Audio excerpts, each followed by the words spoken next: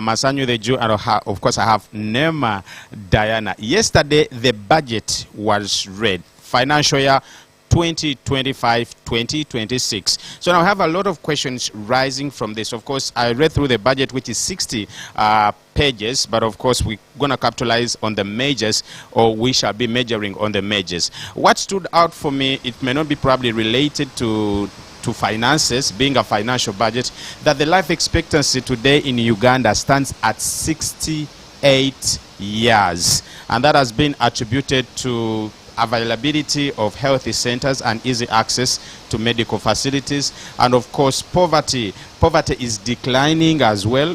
It is assumed that Ugandans now are getting more money into their pockets. And again, what stood out is our currency has been rated as the most stable currency in Africa. Our shillings as a currency, it is now the most stable currency that we have in Africa. There is a lot to the budget, and of course we have a staggering debt of 116 trillion. We're talking in trillions. Dollars. 116 trillion.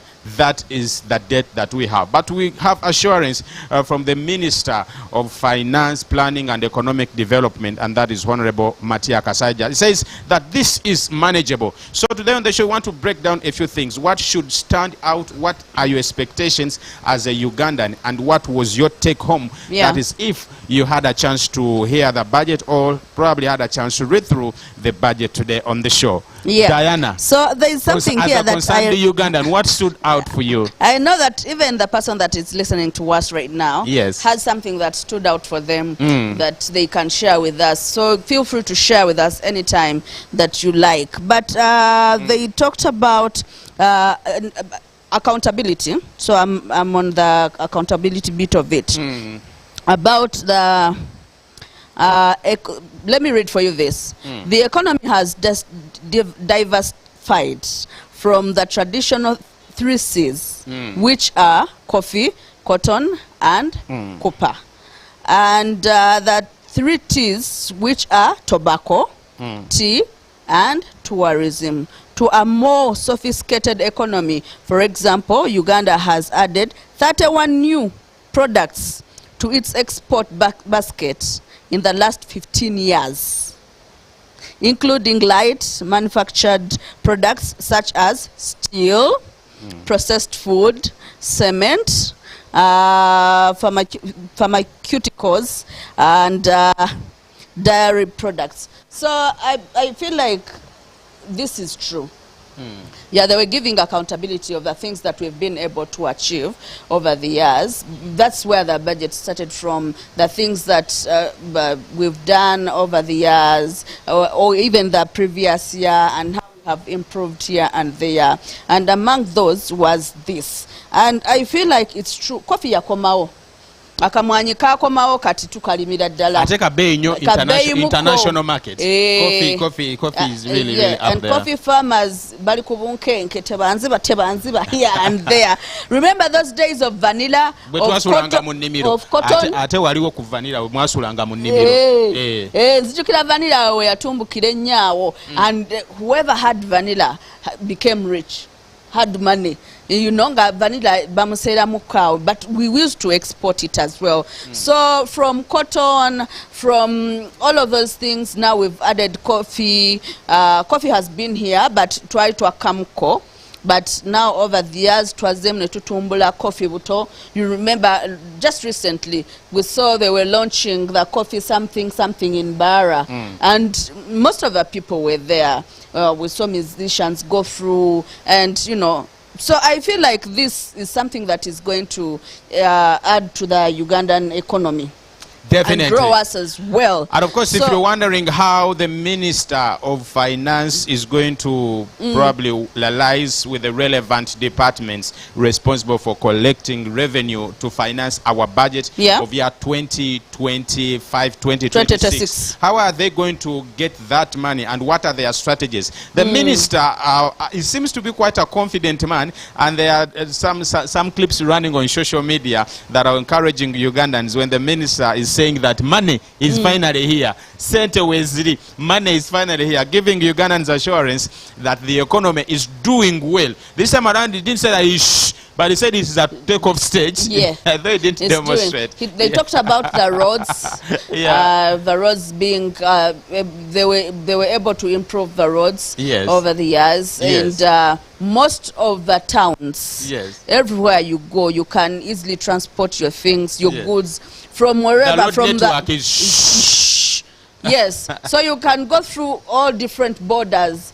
From the farmer's garden to the border to another country to our neighboring countries. So they are like the roads are improving, and indeed they are improving. Definitely. You can also be part of this by giving us your opinion or your take on this. Whatever that stood out from what you know so far about the budget, and you really want to give us your opinion, it's very okay. I beg to submit some of the strategies that the Minister of Finance assured the Ugandans through the Madam Speaker that this is how he intends to collect money. Improving tax administration, and these are some of the financing strategies for the next financial year.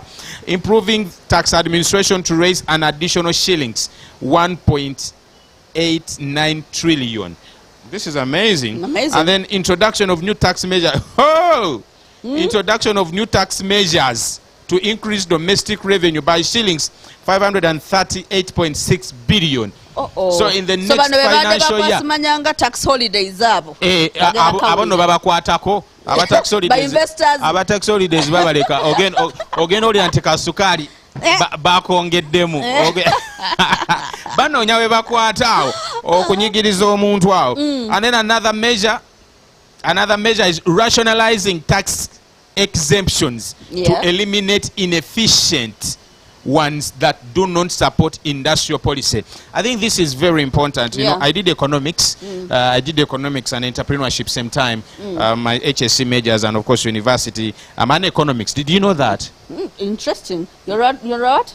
I'm an economist. You're an economics. Dana, don't put me down on this show. I know. You're an economist. I'm an economist. Yes, you are. Say I'm an economist. Masanyu, you are. I'm what? An economist. Yes. So let me try to break down what this exactly means. Please do. Rationalizing tax exemptions to eliminate inefficient ones that do not support industrial policy. It goes way back to what you're trying to mean, that we have people and more so investors that have been given free chunks of land, that have been given tax exemptions, and then when we try to evaluate the return on investment, it is not adding up. We give you the resources, we give you the tax holidays, we give you the land, and then when we try to evaluate the return on investment, have you probably provided more job opportunities to Ugandans? Is the production up there? It doesn't add up. So we're going to rationalize. Be strict on that. We're going to rationalize tax exemptions. We're going to look into them to eliminate inefficient ones. And I hope this works out for all of us that do not support industrial policy. Kati njogeranga economist. Bamu bine ebya music bye tubaamu. Bamu lugambo. Bino uliriza Professor Masanyu kyakola ki? Channyonnyole gwanga buli kyotategedde ngo ngamba nkola ki nga nkunnyonnyola naye nga professor watugamba feel free to give us a call and let us know what stood out for you. Binaakola tebiikole though. And of course number 4 is repurposing resources in the budget of financial year 2024-2025 from less productive to high impact areas in line with the 10-fold growth strategy. Do you know about the 10-fold growth strategy? Tell us about it, economists. I will tell you because time may not allow. Professor. Oh Lord. Professor, continue, Professor. And then number 5, mobilizing more concessional financing from international financial institutions such as the World Bank, IMF, International Monetary Fund, and remember by the way, and won't we be getting more debt because we already have a debt in trillions? International Monetary Fund, good news coming in. Nti batuddiramu manyi bali batekako envumbo, these donors and probably other institutions that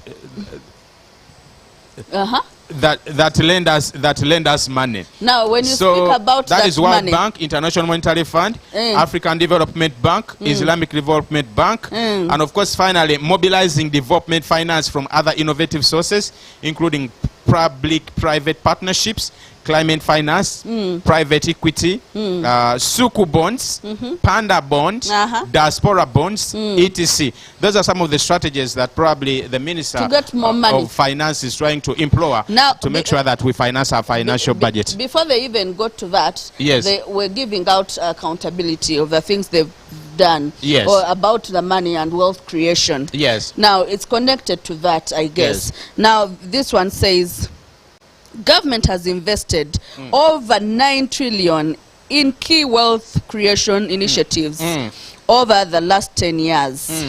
These include Uganda Development Bank, 1.45 trillion. Mukanda wange. The Parish Development Model, which is 3.3 trillion by end of 2024-2025. Emyoga, yeah, that is 553 billion. The Youth Livelihood Program, yeah, which is shillings, Ugandan shillings, 270.95 billion. Oh, wow, interesting. That's how they've been getting money. Interesting.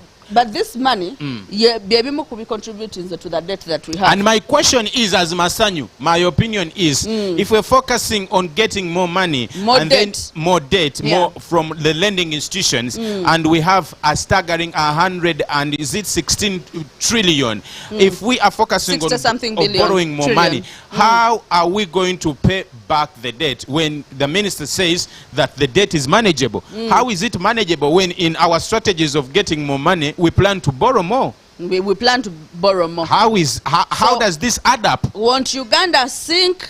Shall we be able to pay back and still have a stable economy? Is the economy really at takeoff stage?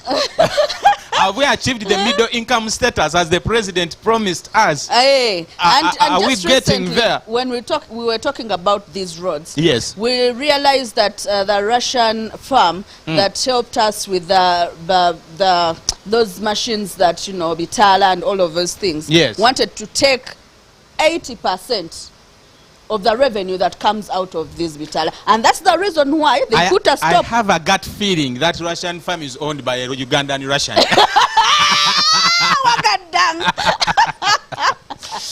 When I hear the word 80% vis-a-vis my Ugandans, and because I've invested time in understanding, analyzing, and falling in love with my country. And we're losing more revenue to a foreigner. Okay, let's just imagine that it's true. It's a Russian firm. And we're losing more revenue to the foreigner. And we are getting 15%. Yes. Let's get this caller to get their opinion. Let's speak your mind. Hello, caller. Hello. Hello. Hello. Yes, good morning. Good morning. Yeah, good morning. Nice to hear from you. Wanji? About the budget, yeah? Yes, please. With this issue of debt, sometimes I feel like Uganda, you're like the children of Israel, right? In the Old Testament, where they had to sacrifice a goat, and their things could be continued forward for another year. So I'm like, maybe one day we shall need a Jesus to pay our, because seriously, to overcome that, we have to get this again. Now, I don't know whether we shall get out of that circle. Otherwise, I like the achievements which they read. It's very true about the 3 T's and the 3 T's. Yeah. You know, the roads, and yes, we really hire our government for that. Really nice one. So yes. This thing of that, I feel like my children might also be in the circle of paying the debts of Uganda. You know? Yes, otherwise, I really, if with this new system of the traffic watch, is the taxing this day, I know the problem is even the money from the traffic, from the cars they collect, it's going into another non-government, like another person who gave us a bit. But otherwise, if that money was going into the government directing, it would have helped so much, to clear some stuff, because the command is high. Some of us can figure out the Anyways, thank you for the show. And thank you so much for your contribution. Thank you so much for that submission. Okay, let's come back. We help jumpstart your day like this. Wake up call.